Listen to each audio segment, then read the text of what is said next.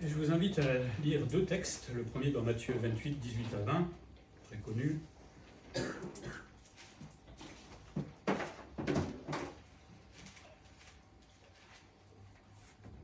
Matthieu 28, versets 18 à 20.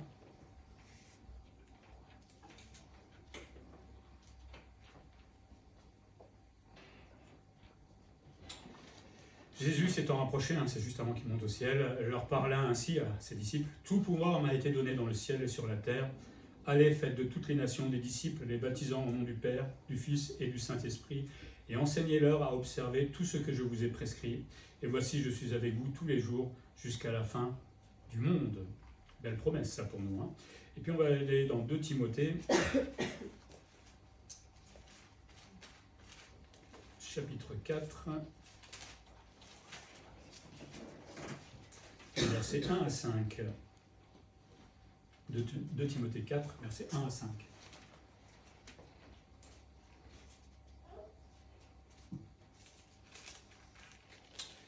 Je t'en conjure devant Dieu et devant Jésus-Christ qui doit juger les vivants et les morts, et au nom de son avènement et de son royaume, prêche la parole, insiste en toute occasion, favorable ou non, reprend, censure, exhorte avec toute douceur et en instruisant. Car il viendra un temps où les hommes ne supporteront pas la saine doctrine, mais ayant la démangeaison d'entendre des choses agréables, ils se donneront une foule de docteurs selon leurs propres désirs, détourneront l'oreille de la vérité et se tourneront vers les fables. Mais toi, sois sobre en toutes choses, supporte les souffrances, fais l'œuvre d'un évangéliste, remplis bien ton ministère, car pour moi je sers déjà de libation et le moment de mon départ approche. Et on va s'arrêter là, je suis allé plus loin que Donc quelques petits conseils pour évangéliser. C'est pas toujours simple d'annoncer le salut. Il y a beaucoup de situations parfois complexes, mais à une époque de grande détresse comme aujourd'hui, avec tout ce qu'on vient de vivre dans la semaine, attentats, il y a des tremblements de terre, il y a la guerre, enfin bon, en une semaine vous avez vu tout ce qui se passe, c'est horrible en fait, ce qui se passe dans le monde. Donc il y a vraiment une urgence pour évangéliser avant qu'on ne puisse plus non plus en France par exemple, parce qu'on se dit qu'on est bien pour l'instant, l'État nous laisse tranquille nous réunir. Ça ne va pas être comme ça tout le temps, à mon avis. Un jour, ça va changer. Donc, il est urgent, vraiment, je pense, d'évangéliser. Et évangéliser, c'est le travail du pasteur, c'est ça ? Tout le monde. De tout le monde, exactement, de tout le monde. Et j'avais envie de voir un petit peu les méthodes d'évangélisation dans l'Église primitive. J'ai un bouquin qui parle de ça, et je vais vous lire un petit peu quelques passages. Par exemple, la langue est et demeure un puissant facteur d'unité. On cesse de s'entendre quand on cesse de se comprendre. Si on ne peut pas se comprendre, on ne pourra pas communiquer la bonne nouvelle. D'avoir délaissé l'araméen, là on est vraiment au début de l'Église primitive, d'avoir délaissé l'araméen pour le grec a été une intuition de génie, une insertion du levain évangélique en pleine pâte humaine. L'Église par là a pris une option missionnaire. Elle a choisi la langue de tout le monde, celle qui avait de plus de chances de répercuter son message jusqu'aux frontières de l'Empire. À l'époque, c'était le grec, tout simplement, qui joue un peu le rôle aujourd'hui d'anglais. Il permettait de circuler, de se faire comprendre dans toutes les métropoles et centres urbains du monde. Du coup, c'était plus simple de parler de Dieu, puisque si vous saviez le grec, vous pouviez aller parler assez loin. L'action missionnaire, sans mandat particulier, par le seul dynamisme de la foi baptismale, part habituellement du chrétien pris dans le rang. Nous rencontrons des prêtres, mais les laïcs sont le plus grand nombre. Le christianisme fait tache d'huile et se répand dans le réseau de la famille, du travail, des fréquentations. On commence à parler de Jésus dans tous ces domaines. Prédication modeste peut-être, qui ne se faisait pas au grand jour, publiquement sur les places et les marchés, mais sans bruit à l'oreille, par des paroles échangées à voix basse à l'ombre du foyer domestique. Souvent on veut faire des grandes réunions d'évangélisation en pensant qu'il va y avoir plein de conversions. Ça ne marche pas, généralement. Il y a 1% et encore généralement, d'après les statistiques. Par contre, quand on commence à parler dans le foyer, à ses enfants, à son mari, aux voisins, à ceux qui travaillent avec nous, ça a beaucoup plus de chances de se propager. Notre passage, le message d'évangélisation se faisait de bouche à oreille, rien de plus juste que l'expression de contagion employée par Tacite et Pline pour caractériser la nouvelle religion et sa propagande, de bouche à oreille, d'épouse à mari, d'esclave à maître et de maître à esclave, de cordonnier à client, dans le secret de l'échoppe, comme le prouvent les témoignages qui nous sont parvenus. Partout, on parlait en fait de Jésus. L'action individuelle demeure donc la règle. Elle est à la portée de tous. Chaque chrétien peut partager sa découverte avec les membres de sa famille, ses compagnons de travail ou ses amis. Les premiers à s'émerveiller de la bonne nouvelle, ce sont les humbles, évidemment, les pauvres, les dockers, les artisans, les proches des uns et des autres, solidaires des mêmes épreuves et accueillant pour qui leur parle de salut et de liberté, de paix et de dignité. Souvent, c'était évidemment les plus pauvres et les plus mal lotis qui acceptent les plus rapidement le Seigneur, mais ça ne signifie pas que des plus hauts gradés, entre guillemets, n'acceptaient pas. Mais l'idée là, c'est que si on cherche une stratégie d'évangélisation, il y en a plein, hein, je connais plein, et c'est toujours eux qui ont la meilleure, mais celle de la Bible, je crois que c'est celle qui est la meilleure. Simplement parler de mon expérience faite avec le Seigneur à quiconque veut bien l'entendre. Alors, peut-être vous êtes dans la crainte de le faire, des fois un petit peu timide, on n'ose pas parler. On se sent incapable aussi de le faire. Il y en a hein, qui sont vraiment bloqués, on n'a peut-être pas les mots pour le dire. Je me souviens que quand j'étais jeune chrétien, moi j'ai envie d'en parler à tout le monde, mais je disais vraiment n'importe quoi. Enfin, pas n'importe quoi, mais mal, quoi, très mal par rapport à aujourd'hui. Mais je le disais, et c'était l'essentiel. Et les gens ont entendu que j'étais chrétien et que Jésus m'avait sauvé de mes péchés, etc.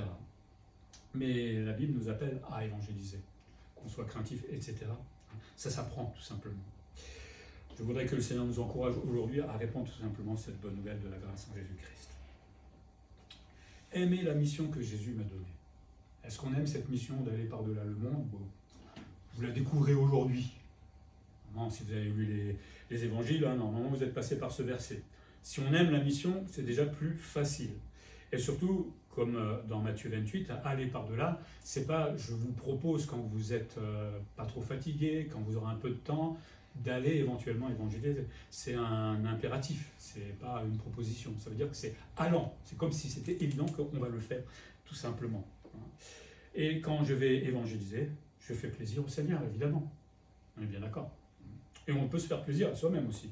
Surtout quand moi, quand j'allais évangéliser tout seul quand j'étais jeune chrétien avec mes traités, quand j'arrivais dans les immeubles et tout ça, je tremblais au départ. Hein, qu'est-ce que je vais dire Mais j'allais quand même mettre mon traité et puis je partais vite fait. Après, au fur et à mesure, je me suis calmé et puis j'ai réussi à discuter avec les gens. Et parce que vous verrez qu'en plus on connaît la Bible, plus c'est facile aussi. Mais l'ordre est donné à tous les croyants. Et c'est un peu la stratégie du Seigneur de nous utiliser. Voilà une petite anecdote qui n'est pas vraie, mais j'aime bien l'anecdote. Hein.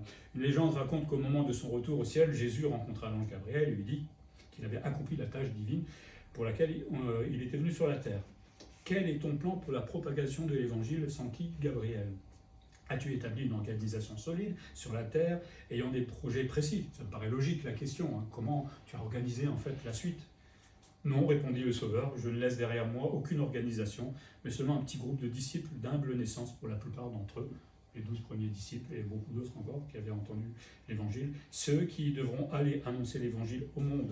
Je ne sais pas si vous auriez vu la stratégie comme ça, vous. Hein. Moi, je ne pense pas non plus. Hein. Mais imagine qu'ils ne remplissent pas leur devoir, demande Gabriel avec insistance. Quel projet as-tu alors? J'en ai pas d'autre. Tout simplement, répondit le Sauveur soucieux. Alors, c'est pas une vraie histoire, mais l'idée est là, c'est que le Seigneur n'a pas créé une grande stratégie comme nous, des fois, on veut le faire. Il nous a donné des gens sauvés qui parlent tout simplement du Seigneur. Voilà. C'était ça, sa stratégie. Ça a marché, non? La preuve, hein, que malgré que l'Empire a voulu éradiquer tous les chrétiens, plus ils essaient de le faire, plus il y avait de chrétiens. Quoi. Et aujourd'hui, les chrétiens, on les connaît dans tout le monde. Donc, ce sont que des gens qui ont parlé tout simplement. Pas besoin de grandes stratégies, de grands stades, je ne sais pas quoi. C'est bien de le faire, je ne dis pas le contraire, mais ce n'est pas ça qui marche le mieux en tout cas. Donc cet ordre doit être pris au sérieux par chacun d'entre nous, parce que nous avons aussi un champ de mission. Moi, je ne vais pas travailler chez François, dans son champ de mission, parce que c'est son champ de mission. Moi, j'ai une famille, j'ai un travail, où je peux justement, moi, annoncer l'évangile. Vous ne pouvez pas le faire, parce que vous ne travaillez pas là où je suis. Vous comprenez l'idée. Et donc chacun, le Seigneur nous a placé à un endroit pour que nous puissions, ça c'est stratégique, hein, pour que nous puissions parler de lui.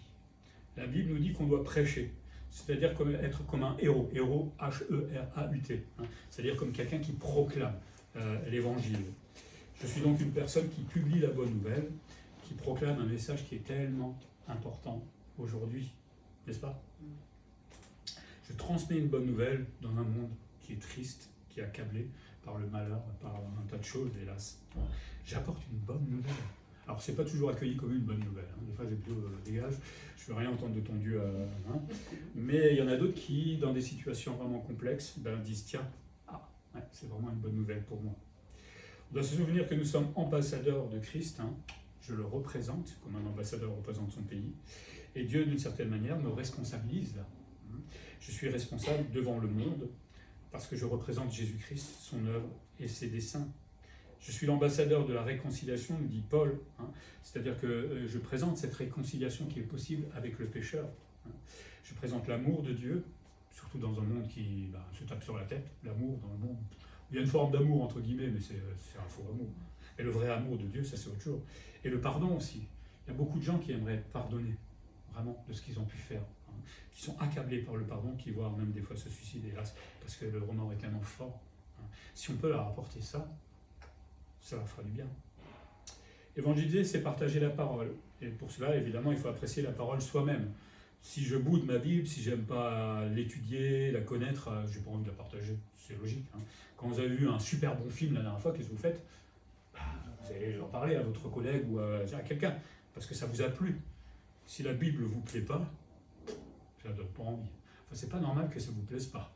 Normalement, ça devrait plaire aux chrétiens. On partage que ce qu'on aime. Et pour ça, il faut être passionné par Dieu et par la bonne nouvelle. Vous êtes passionné par Dieu? Non? Ça n'a pas l'air, hein? Vous êtes fatigué sur de j'ai l'impression. Mais au fond du cœur, j'espère que vous l'êtes. Le psalmiste disait « Je dois serrer cette parole dans mon cœur », psaume 119. Je la serre au fond de mon cœur pour l'apprendre, pour la garder, la méditer. Mais évidemment, si je veux la transmettre, il faut que je la connaisse, cette parole. Hein, parce que sinon, ça va être compliqué. L'idéal, ça serait surtout de pouvoir connaître des versets par cœur déjà. Ou au moins savoir où ça se trouve dans la Bible. Hein. Les Romains 3, 23 et des choses comme ça, ou Jean 3, 16 et des trucs comme ça qui peuvent être très utiles au moment où vous parlez avec quelqu'un. Et si en plus vous pouvez lui faire lire, ça c'est bien de faire lire la parole à quelqu'un. Mais si je ne la connais pas, qu'est-ce que je vais bien pouvoir transmettre? Et puis s'il me pose des questions, c'est qui Jésus? Oui, mais je crois en Jésus. Mais c'est qui Jésus? On a l'air un peu bête, hein. Bon, j'exagère évidemment.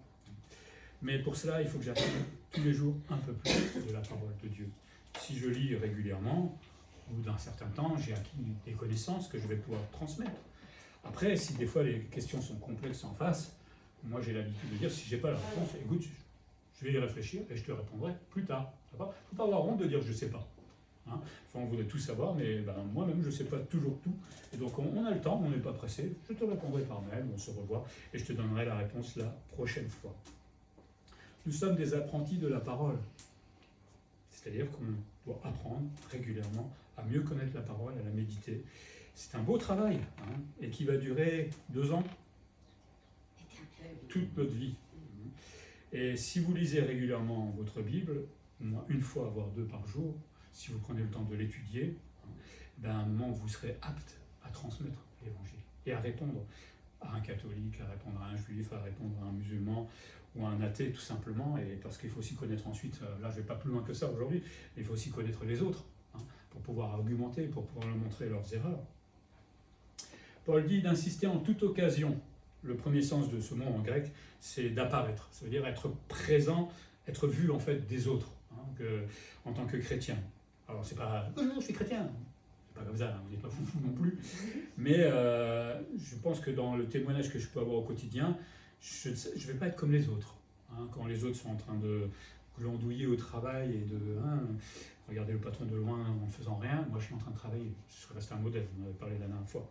Hein. Je veux être vu comme différent éventuellement par rapport au monde. Et je me place donc devant les gens pour annoncer l'évangile. Alors ça veut dire que je me place devant les gens devant le travail, si j'ai l'occasion de discuter, ou si quelqu'un se moque de Dieu à un moment, je le reprends gentiment. Parce que ça arrive des fois, en lui faisant bien comprendre que Jésus est vivant. C'était un enterrement, je crois que c'était du père de quelqu'un. Et celui qui avait fait la cérémonie, c'était pas religieux. Hein. À la fin, il s'était moqué de Jésus avec quelqu'un d'autre à côté de moi. Je ne savais pas que j'étais pasteur. Je suis allé juste dans le petit groupe, je dis bonjour, vous parlez un petit peu. Ils m'ont regardé comme ça et je leur ai mis le salut dans la figure. Je ne sais pas qu'est-ce qu'ils en ont fait, mais ça, je n'apprécie pas qu'on se moque sans connaître. Ça m'énerve. J'ai fait gentiment, hein. C'est marrant la situation. Il faut savoir saisir ces ponts-là, savoir saisir les occasions que des fois le Seigneur nous met devant lui.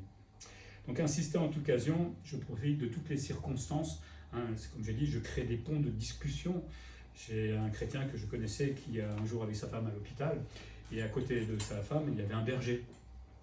Et sur le moment, il n'a pas tilté, mais il aurait pu lui annoncer l'évangile. Il me l'a dit plus tard, il a dit Mais je suis bête, c'était un berger. Jésus est le bon berger. Le pont, il était facile à faire, tout simplement. Mais bon, voilà, des fois, on pense à autre chose, ou peut-être que c'est parce que sa femme était à l'hôpital, je ne sais pas. Mais si vous avez des occasions comme ça, des ponts de discussion, comme on appelle, saisissez-les. C'est l'occasion, justement, de parler du Seigneur. Annoncer la bonne nouvelle en des occasions favorables. Ça va, pas de problème. En temps opportun, comme dit l'apôtre Paul, c'est l'occasion de présenter et de parler de Jésus-Christ. Mais je peux aussi réclamer ces occasions au Seigneur. Combien de fois dans la semaine je demande au Seigneur, donne-moi une occasion de témoigner. Moi j'oublie, je suis comme vous, ne croyez pas. Je le fais de temps en temps, mais des fois j'oublie. Là j'aimerais vraiment parler à quelqu'un à mon boulot, mais chaque fois on n'a pas trop le temps et je n'ai pas trouvé le pont encore. Je sais qu'elle va me remballer, je suis sûr, mais j'ai envie de lui parler du Seigneur parce qu'elle a une situation un peu particulière. Mais on peut demander ces occasions au Seigneur. Et avant de prier, tout simplement, vous priez pour avoir des contacts. Le Seigneur ne demande pas d'attendre que ça nous tombe dessus. On peut aussi prendre des initiatives personnelles. Et puis annoncer la bonne nouvelle en des occasions non favorables. C'est moins drôle ça. Pour l'instant, elles sont favorables. Alors les occasions difficiles, c'est quand tout le monde se moque de vous, surtout quand vous êtes dans un groupe. Alors le mouvement de groupe fait que même si quelqu'un n'est pas d'accord avec le groupe, il va quand même rigoler et se moquer de vous, même s'il n'est pas d'accord. Alors dans ce cas-là, si vous le voyez, prenez-le seul et discutez avec lui. Parce que bon, le monde est comme ça. C'est pas grave si on se moque de nous. Ça n'a jamais tué quelqu'un. Et surtout, comme je disais à mon directeur à l'époque, quand j'étais sur Arles, il se moquait tous les jours de moi. Je disais, tu sais, moi...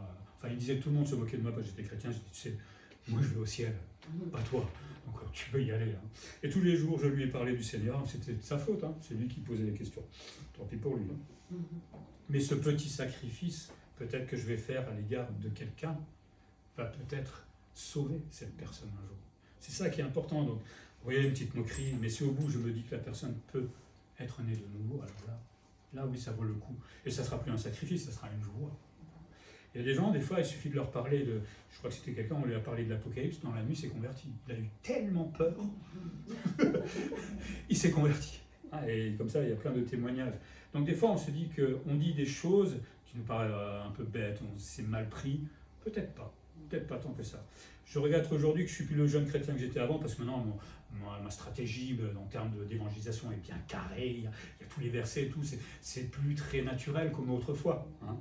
Mais bon, j'essaie de l'être encore, mais c'est des petits sacrifices de temps en temps. Alors, si je suis timide, c'est un peu plus difficile, mais allez-y. Et puis, la Bible nous dit que si nous ne savons pas quoi dire, c'est lui qui va nous les mettre, les mots dans la bouche. Mais tant que je ne fais pas le pas, il ne va pas les mettre dans ma bouche. Et bien, c'est l'occasion de s'appuyer pleinement sur le Seigneur, comme je l'avais fait au début, quand j'évangélisais tout seul. J'étais pas à l'aise, ça c'est sûr, et je m'appuyais complètement sur le Seigneur. Mais une fois que je rentrais, mais qu'est-ce que j'étais heureux. Qu'est-ce que j'étais heureux d'avoir fait ça. Aujourd'hui, je le fais avec beaucoup moins de timidité, mais je suis toujours heureux. On l'a fait pendant 3 ans avec François, il s'est cassé la figure des fois, on a marché beaucoup, on s'est perdu même des fois dans les petits villages, c'était rigolo. Bon, on n'a pas eu de retour, enfin, moi je n'ai pas vu de retour pour l'instant, mais qui sait ce qui va se passer un jour. Le Seigneur sait, exactement. Paul nous dit d'insister, c'est aussi comprendre l'urgence. Je dois profiter aujourd'hui de ce temps de paix pour évangéliser, parce que pour l'instant les occasions sont bonnes. Quelqu'un disait, je préfère 100 tentatives infructueuses plutôt qu'aucune pour la gloire de Dieu. Vaut mieux essayer, même si quelque part j'ai pas de fruits, parce que souvent on se dit que parce que j'ai pas de fruits, je suis nul en évangélisation. Rappelez-moi combien de conversions j'ai vu il a fait. Pourtant c'est le meilleur des évangélistes. Il n'y en a pas eu tant que ça, très peu même. Donc c'est pas une question de nombre. Parce qu'aujourd'hui, il y a des méga churches, forcément, on leur annonce tout ce qu'ils attendent. Vous allez être guéris, vous allez gagner de l'argent, etc. C'est complètement fou, c'est pas dans la vie tout ça. Mais forcément, vous attirez les foules. Si moi je fais ça ici, je vous garantis qu'on est 200 en 15 jours. Ça va vite. Et puis je fais semblant de faire 2-3 guérisons, alors là, je ne saurais plus où mettre les gens. Bon, nous, on dit la vérité. La vérité, c'est que non, on ne va pas forcément être millionnaire. Non, on va être malade peut-être toute sa vie, on va passer par l'épreuve, le Seigneur dit ça clairement dans sa parole, parce que le pauvre apôtre Paul, il en a bavé lui, ça veut dire que c'est pas un bon chrétien, ou le vilain chrétien. Mais une fois la persécution venue, ça va être plus difficile d'annoncer l'évangile. On va peut-être regretter de ce temps de paix qu'on avait Maintenant, les risques sont accrus pour annoncer l'évangile. Donc avant d'annoncer la parole, nous devons d'abord aimer cette bonne nouvelle pour pouvoir ensuite la partager. Ensuite, il faut des objectifs. Paul nous dit de savoir reprendre. Alors on peut autant, là il s'adresse autant dans le monde que dans l'Église, parce que des fois on évangélise aussi dans l'Église. Reprendre, c'est condamner, réfuter, trouver la faute, corriger. Parce que le monde est dans l'erreur. J'étais dans l'erreur autrefois et je le reconnais. Mais le Seigneur a corrigé mon erreur. Je dois reprendre parce que les hommes ne supportent pas la saine doctrine.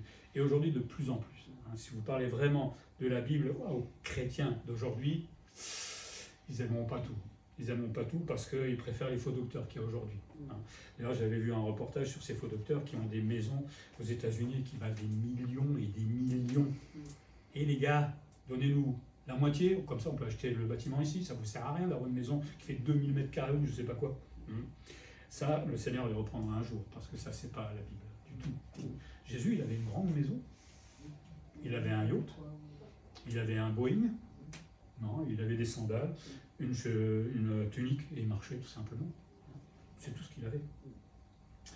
Donc reprendre ce monde qui n'aime pas la saine doctrine, reprendre dans l'Église parfois, puisqu'il préfère entendre des choses agréables. C'est tellement plus facile de suivre un Jésus avec qui on aura tout, forcément. Et quand on dit que Jésus va nous faire passer par des situations difficiles, on va réfléchir à ça. On va réfléchir, on verra plus tard.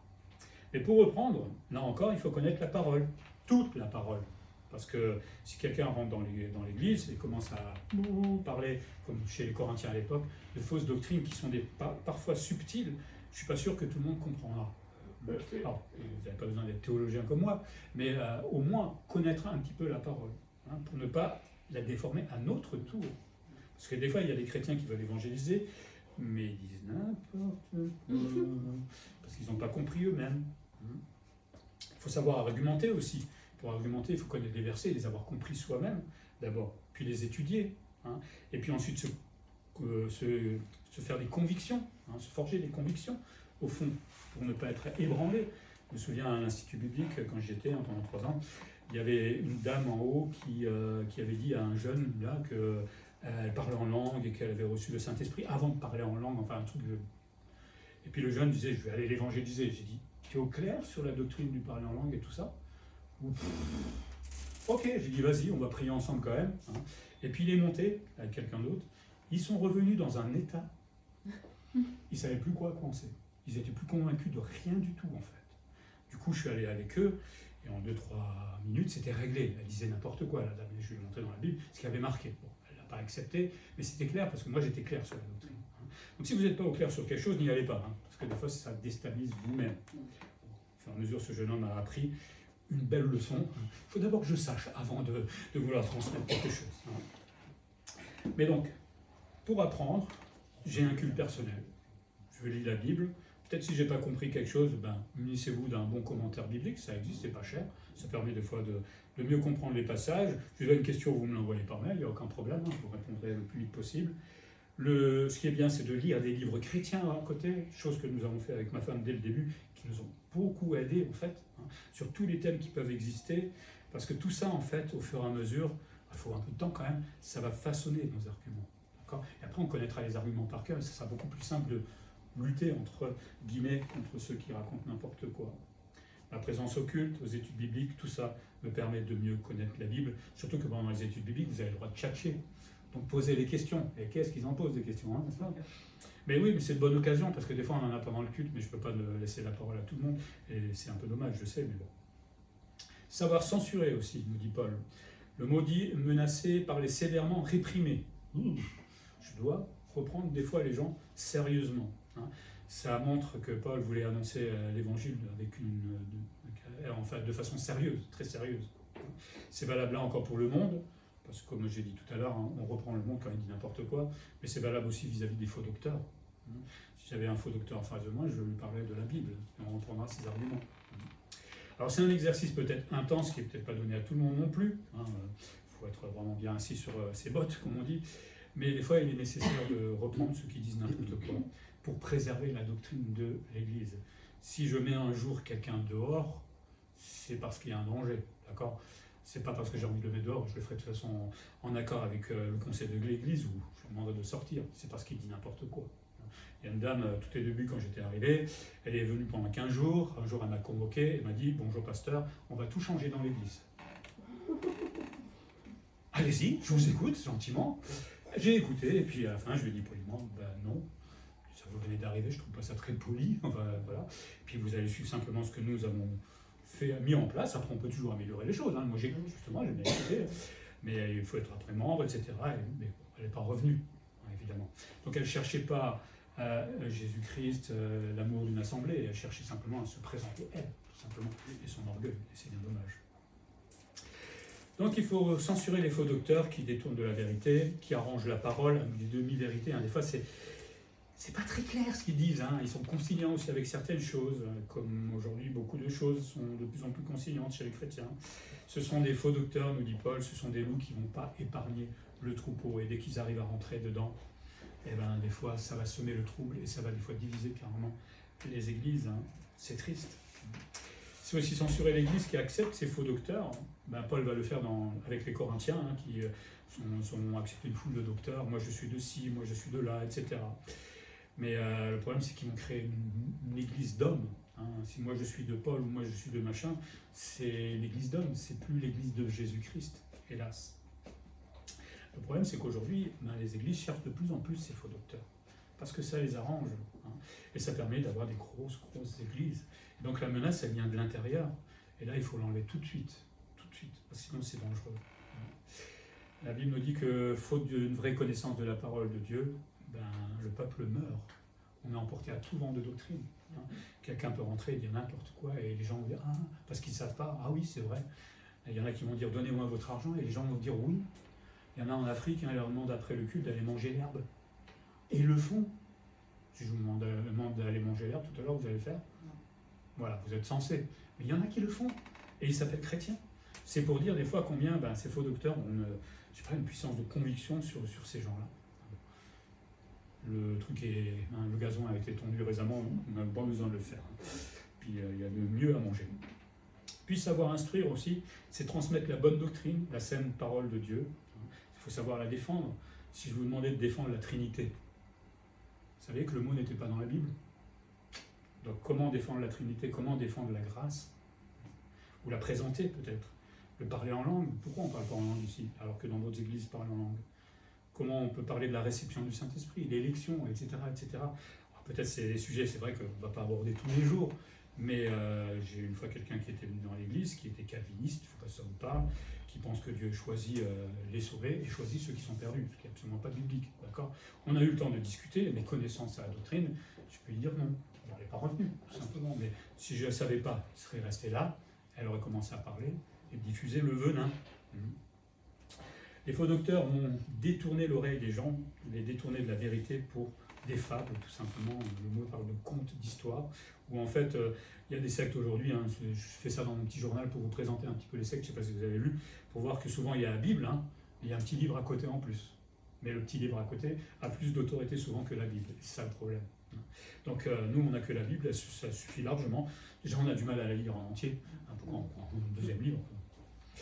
À nous d'être capables de détecter ces fausses doctrines et de rétablir la vérité. Pour ça, il faut que je connaisse la parole. J'espère que je ne vous mets pas la barre trop haute là. Hein, je pense que c'est quelque chose qu'on fait progressivement. Mais au bout de 20 ans de vie chrétienne, je pense que vous devrez être quand même capable de défendre certaines choses. Donc évangéliser, c'est avoir des objectifs. Donc c'est du travail que nous avons devant nous, dont nous maîtrisons la matière. Et plus je maîtrise la matière, et plus j'aurai moins peur d'évangéliser et de parler avec quelqu'un qui ne pense pas comme moi. Et plus je connais la parole, plus ça sera facile de la transmettre. Après, il y a un art et une manière d'annoncer l'évangile. J'en ai vu des choses. On doit évangéliser en exhortant. Le mot en grec parle d'être comme un consolateur, quelqu'un qui prie l'autre, qui supplie l'autre, tout simplement d'accepter Christ. C'est insister, mais avec amour et douceur. Alors évidemment, si vous êtes vu 15 000 fois vers la personne qui dit toujours non, laissez tomber, ça ne sert à rien, je pense dans nos familles. Sinon, ça va, à un moment, ça va cogner, quoi. On l'a fait une fois, deux fois, trois fois, si on nous envoie balader après, priez tout simplement pour cette personne. Ça ne sert à rien de forcer les gens. Le chrétien est normalement un artisan de paix. Et le but est de conduire le pécheur à Jésus-Christ, pas de l'éloigner, parce qu'on peut le faire, hélas. On peut éloigner les gens à force d'insister ou de parler du Christ. Et là, c'est dommage parce qu'on a vraiment loupé la mission. C'est avoir aussi un amour pour les âmes perdues. Est-ce qu'on s'en fout complètement des autres? Il y en a, des fois, ils vivent la vie chrétienne, les autres, m'en fous. Tant pis pour eux. Vous ne veulent pas le Christ? Ok, c'est leur problème. Non, on devrait avoir un cœur pour nos familles qui ne connaissent pas le Seigneur, nos collègues de travail, prendre le temps de prier peut-être pour eux, pour nos voisins éventuellement. Mais on devrait avoir un cœur justement pour ces âmes perdues. C'est un fardeau normalement. Spurgeon, enfin quelqu'un disait par rapport à Spurgeon, l'ardeur de Spurgeon, je ne sais pas si vous connaissez, c'était un grand prédicateur il y a quelques temps qui avait vraiment fait un gros travail. Il disait l'ardeur de Spurgeon apparaît dans cette déclaration: je me suis efforcé de parler comme quelqu'un qui va mourir à d'autres qui vont mourir. Il savait l'urgence, il avait l'amour des âmes, et donc il annonçait l'évangile de cette manière-là. Dites-vous que vos collègues, et ça peut arriver, peuvent mourir demain, on n'a pas eu le temps de leur parler de ça. J'ai un jour un homme qui, c'était pas sur mon quart de travail, mais il est venu travailler, il a pointé, il avait une 60aine d'années, crise cardiaque, il est mort. C'est triste en allant au travail, ça frappe n'importe quand la mort. Et si on n'a pas eu le temps de leur parler, c'est bien dommage. Bon, le Seigneur a eu l'occasion, d'une manière ou d'une autre, de leur présenter le salut, mais bon. C'est donc comprendre mon salut d'abord, ouais, je suis sauvé, ça on est content, mais c'est comprendre aussi que les autres sont encore égarés et qu'on a besoin de leur parler de ce salut. Évangéliser avec douceur, c'est-à-dire avec patience, le mot grec parle plutôt de patience, de longanimité, de persévérance et de douceur, comme Jésus, tout simplement. Alors le Seigneur était doux et humble de cœur, parfois il avait son petit caractère aussi, mais ça restait de la douceur, il savait reprendre. Souvent on pense qu'être doux c'est pas ça être doux, ça c'est être bête, ça n'a rien à voir. La douceur, on la voit dans Jésus, c'est quelqu'un qui est sûr de lui, qui affirme les choses avec conviction, qui reprend parfois quand c'est extrêmement faux, c'est ça la douceur. C'est une véritable fermeté, mais qui est aussi derrière pleine de compassion. J'aime l'autre, j'ai de la compassion parce qu'il est dans l'erreur actuellement, on va lui annoncer l'évangile.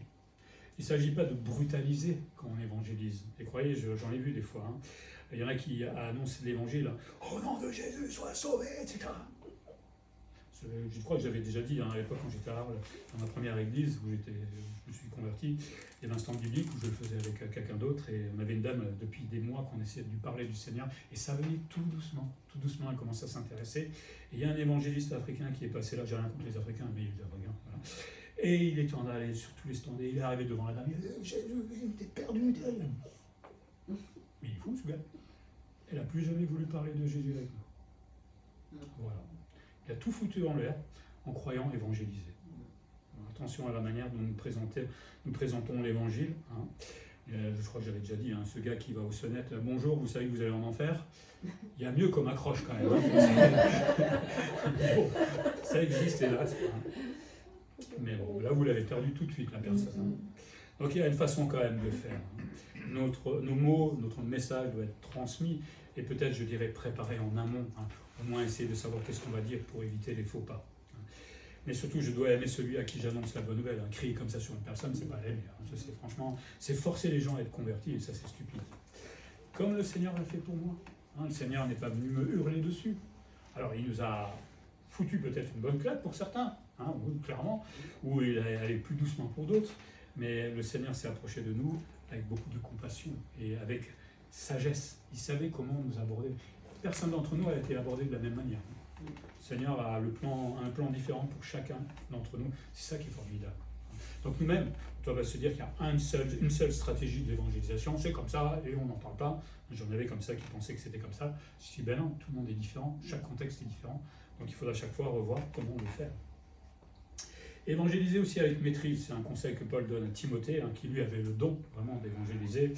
C'est être sobre, c'est être calme, concentré en esprit, sans passion, circonspect. Si la discussion commence à s'envenimer, entre guillemets, parce que l'autre veut absolument prouver qu'il a raison, on reste calme. On commence pas à monter on commence à m'énerver, lui, et à commencer à hurler parce que vous voulez absolument avoir raison. Si vraiment ça se passe bien, arrêtez là, ça sert à rien. Ça sert à rien de se taper les uns sur l'autre. En tant que chrétien, on ne devrait même pas le faire. Et c'est là où il va falloir avoir beaucoup de maîtrise de soi. Et il faut parfois supporter la souffrance qui sont infligées par les adversaires ou par les faux docteurs qui sont là pour nous insulter, pour dire qu'on est ci, qu'on est ça. Bref, c'est pas toujours marrant, mais bon, acceptons-le, c'est pas grave. Au moins, on aura essayé d'évangéliser. La maîtrise de soi fait partie du fruit de l'esprit, donc c'est quelque chose normalement que le chrétien doit développer au fond de lui. Sans la maîtrise de soi, ça va vite être un échec. Parce que je vais m'énerver ou je vais carrément me décourager. Et donc échec de la mission. Et puis évangéliser avec le désir de bien faire. On veut tous le bien le faire, évidemment. Paul dit à Timothée de faire l'œuvre d'un évangéliste. Alors il le demande à lui précisément dans ce contexte-là, mais quelque part c'est valable pour nous. Alors, nous n'avons pas tous forcément le don d'évangéliser. Je ne pense pas l'avoir personnellement. Il y en a qui sont vraiment faits pour ça, qui ont une vraie capacité d'évangéliser. Mais ça nous rappelle quand même que nous sommes toujours témoins de Christ, avec l'appel du Seigneur d'aller annoncer l'évangile. Donc il y en a qui ont ce don vraiment, mais nous sommes des témoins de Christ, et de bouche en oreille, on va essayer quand même de témoigner de la grâce. Il nous faut donc remplir cette mission, ce ministère, on peut dire aussi, les missions que le Seigneur nous donne chaque jour. Peut-être que cette semaine, vous aurez l'occasion de parler du Seigneur. Saisissez l'occasion. Peut-être que quelqu'un va vous poser une question, vous entendrez peut-être parler sur Dieu, et il parle mal, saisissez l'occasion pour parler de l'Évangile. Si on cherche un modèle, je crois que Jésus-Christ est le meilleur des modèles. Si vous voulez apprendre à évangéliser selon le Christ, vous relisez tout simplement les évangiles, et vous notez comment Jésus a fait dans telle situation, comment il a réagi. Ça peut être intéressant, ça, comme étude. Et ensuite, de faire exactement la même chose pour apprendre à évangéliser. Pour terminer, le Seigneur nous a confié la tâche d'annoncer la bonne nouvelle. C'est une bonne nouvelle pour nous, non? Oui, pas pour tous. Mais bon, on va apprendre, on apprend à évangéliser. Est-ce que nous sommes des chrétiens contagieux? Alors, pas Covid, plutôt biblique, on va dire. Le Covid qui revient. Est-ce qu'on est vraiment contagieux? Ça, chacun peut répondre pour lui-même, mais on devrait l'être. Où est-ce que j'en suis dans ce domaine de l'évangélisation? Est-ce que c'est quelque chose que je pense, on verra dans 20 ans, on verra. Non, je pense que c'est aujourd'hui qu'il faut se mettre. J'ai des excuses, oui, timidité, je ne connais pas. Ok, on se met au travail tout simplement. Si je ne sais pas faire quelque chose, je commence à apprendre à faire cette chose-là. Et surtout que vous verrez que Dieu va vous aider, tout simplement, comme il m'a aidé moi quand j'étais jeune. Après, au fur et à mesure, on prend de l'expérience et c'est beaucoup plus facile, on a moins peur. Mais il faut commencer, ça ne vient pas comme ça du jour au lendemain. Il faut surtout aimer la parole. Et pour ça, se fixer des objectifs par rapport à la parole. Comment je peux mieux l'étudier, comment je peux mieux la connaître, comment je peux mieux la transmettre. Alors moi, j'ai une mémoire de poisson rouge, des fois, j'ai l'impression. Donc je sais où se trouvent les versets dans la Bible. Et on peut faire des ponts aussi entre les versets. Vous allez dans Jean 3,16. Vous notez Jean 3,16, vous pouvez déjà l'expliquer à quelqu'un. C'est pas compliqué, car Dieu a tant aimé le monde, etc. Et de là, vous mettez à côté une petite note pour un autre verset, comme Romains 3,23, qui dit que nous sommes tous perdus. Et ensuite, vous pouvez mettre une autre. Vous voyez l'idée? Et de progresser comme ça, tout simplement, dans l'argumentation. Comme ça, si vous n'êtes pas fort dans la mémoire comme moi, au moins vous avez une note qui vous permet de ne pas vous perdre. Et ça, c'est intéressant. C'est un truc que j'avais appris à l'Institut biblique. C'est pas compliqué de faire ça. Et aujourd'hui, en plus, on a des tablettes ou des smartphones où vous pouvez mettre plein de choses dessus, des renvois, etc. C'est quand même formidable. Donc il n'y a pas d'excuse quelque part pour ne pas apprendre un peu plus à connaître la parole de Dieu et à évangéliser. Ça vous donne envie d'évangéliser? Sinon, je recommence tout depuis le début. Alors que le Seigneur fasse de nous des témoins vivants et qu'il nous donne des occasions, tout simplement pour faire grandir l'Église, je dirais, universelle, mais aussi celle des Tréchis. Ça serait chouette si quelqu'un se convertit, je ne sais pas, un collègue ou dans la famille et qu'il vienne ensuite à l'Église, ça serait merveilleux. On va prier.